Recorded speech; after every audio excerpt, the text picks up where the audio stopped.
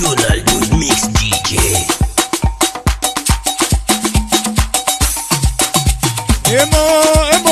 Emono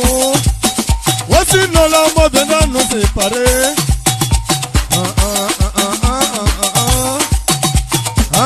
Bana betan kamjo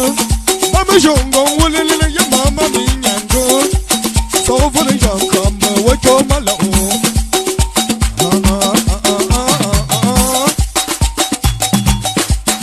Zanuka bamba zanuka no mavo Zanuka bamba zanuka no mavo Volumen no tamba zantungo mi Tumenga kamba za fushwi Tumenga chumba za ngamba ila Atamku na mchuza mamba yose yunda msho Shuvu kanana wa shuvu kana O shuvu nswa sinje bayo atuma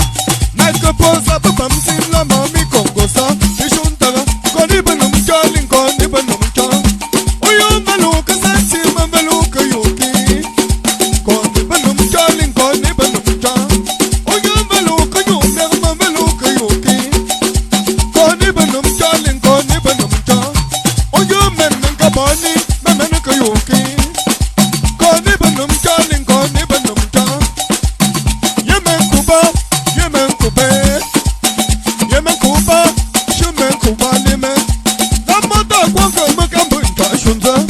Melen shabu fa malaba ngana ta kungata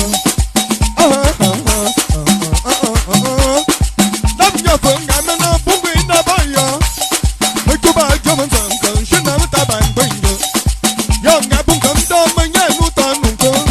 Wata utanga mabu kama pona pukwanga Tusa yanzinga mkwanda matangu Kwenye bungu ajua beshu zibumba Bumbu dinge jeunesse koto Voilà je vous salue Maman Brigitte yingamba ojoka beba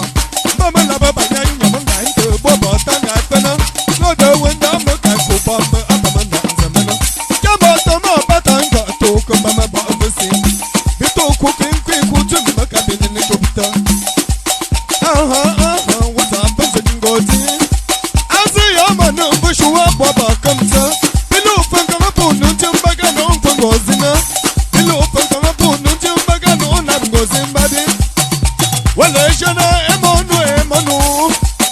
Wasi no la mavena no se pare